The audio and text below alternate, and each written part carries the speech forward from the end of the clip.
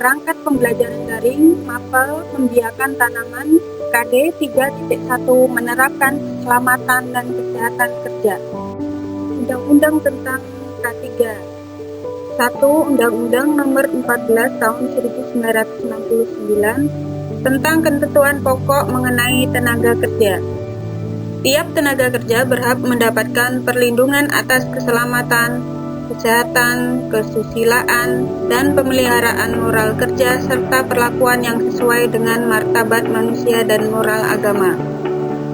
2. Undang-Undang Nomor 1 Tahun 1970 tentang keselamatan kerja.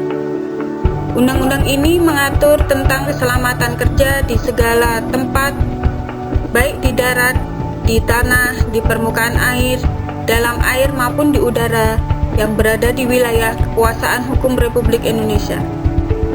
Undang-Undang Nomor 14 Tahun 1999 tentang ketentuan dasar dan syarat-syarat keselamatan kerja dalam perencanaan, pembuatan, pengangkutan, peredaran, perdagangan, pemakaian, penggunaan, pemeliharaan, dan penyimpanan bahan produk teknis dan alat produksi yang mengandung dan dapat menimbulkan bahaya kecelakaan. Pembuktian K3 dapat dipandang melalui dua sisi. Yang pertama, menurut keilmuan, K3 adalah semua ilmu dan penerapannya untuk mencegah terjadinya kecelakaan kerja, penyakit akibat kerja, kebakaran, peledakan, dan pencemaran lingkungan.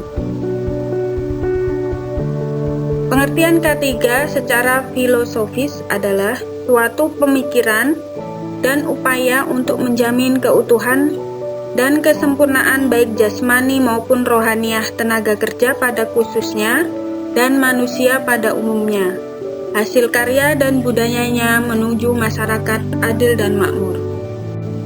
Tujuan keselamatan dan kesehatan kerja yaitu agar setiap pegawai mendapat jaminan keselamatan dan kesehatan kerja baik secara fisik, sosial, dan psikologis. 2. Agar setiap perlengkapan dan peralatan kerja digunakan sebaik-baiknya, selektif mungkin. 3. Agar semua hasil produksi dipelihara keamanannya. 4. Agar adanya jaminan atas pemeliharaan dan peningkatan kesehatan gizi pegawai. 5. Agar meningkatkan kegairahan, keserasian kerja, dan partisipasi kerja. 6. Agar terhindar dari gangguan kesehatan yang disebabkan oleh lingkungan atau kondisi kerja.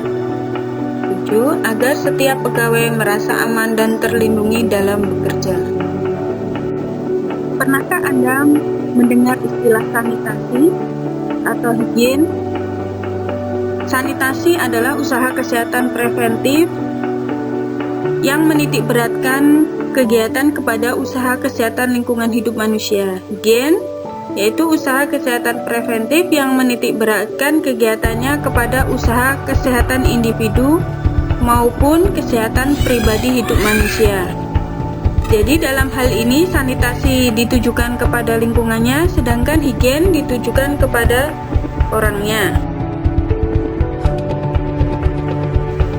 Keselamatan kerja mencakup dua aspek, yaitu risiko keselamatan kerja merupakan aspek-aspek dari lingkungan kerja yang dapat menyebabkan kerusakan fisik tempat kerja, alat, dan manusia yang dapat dirasakan dalam jangka pendek.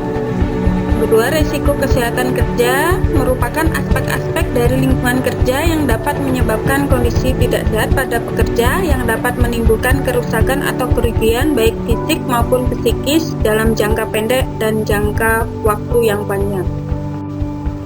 Faktor penyebab kecelakaan di tempat kerja. Coba Anda amati situasi pada gambar ini dan apa yang seharusnya dilakukan untuk meminimalisir terjadinya kecelakaan kerja. Beberapa kesalahan yang terjadi di lingkungan kerja dapat Anda baca pada slide di bawah ini. Usaha pencegahan diantaranya menghilangkan penyebab risiko terjadinya kecelakaan, memperkecil risiko, koreksi, peningkatan kemampuan dan pemahaman K3, serta intensifikasi kontrol dan evaluasi. Alat pelindung diri atau APD atau alat yang digunakan untuk melindungi diri kita dari bahaya kecelakaan adalah yang pertama pelindung kepala, pelindung mata dan wajah, pelindung tangan, pelindung badan, pelindung telinga, alat bantu pernafasan, sabuk pengaman, dan pelindung kaki. Jenis-jenis APD beserta fungsinya dapat Anda lihat pada gambar di bawah ini.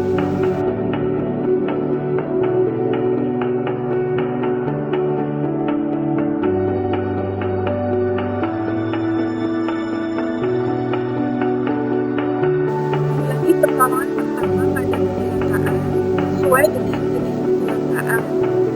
Pertama, mengidentifikasi, mengendalikan, dan melakukan. Ketiga, 2. Bahaya ataupun musuh kerja yang tidak dikenali sesuai dengan tanggung jawab diidentifikasi dan dikoreksi. Ketiga, bahaya tertentu dilaporkan kepada petugas sesuai dengan aturan di tempat kerja. 4. Melakukan pekerjaan dengan aman. 5. Memakai pakaian pelindung pribadi. 6. Peralatan pengaman pribadi digunakan. 7. Prosedur terkait untuk pengendalian risiko selama menyelesaikan pekerjaan diperiksa. 8. Mengikuti prosedur keadaan darurat. Kalau Anda mengikuti pembelajaran dari ini, jawablah pertanyaan di bawah ini. Apa yang akan Anda lakukan apabila melihat kecelakaan kerja di tempat kerja? Kirimkan jawabanmu melalui aplikasi WhatsApp ke guru pengampu mata pelajaran ini. Terima kasih atas perhatiannya. Wassalamualaikum warahmatullahi wabarakatuh.